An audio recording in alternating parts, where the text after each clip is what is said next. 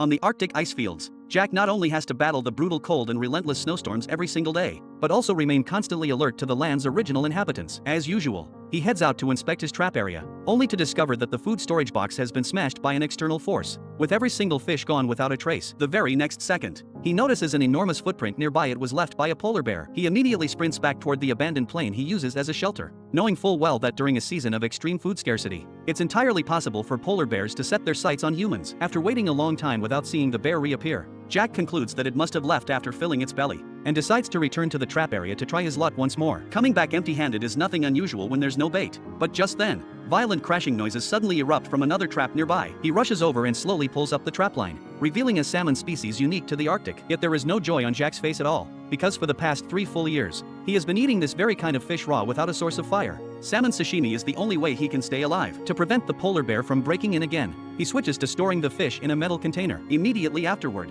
he sets up a portable gas stove he scavenged and uses a lighter to cook a pot of trout instant noodles. Using his knife, he lifts a steaming piece of fish into his mouth and chews slowly. This is the most delicious meal he has tasted in half a year. Fighting the urge to devour the entire pot, he feeds the fish to the injured woman, but her consciousness is hazy, and after just a small bite, she refuses to open her mouth again. Jack gently comforts her, telling her that rescue will arrive very soon. However, weeks pass, and there is still no sign of any rescue. To make matters worse, the disinfectant supply is completely exhausted, and not only has the woman's condition failed to improve, she has developed a high fever. Clearly, the wound has worsened. If she doesn't receive proper treatment soon, she likely won't last much longer. Jack is trapped in a cruel dilemma. He wants to stay here and wait for rescue, yet he cannot stand by and watch the woman slowly march toward death, and in the end, he makes a bold decision.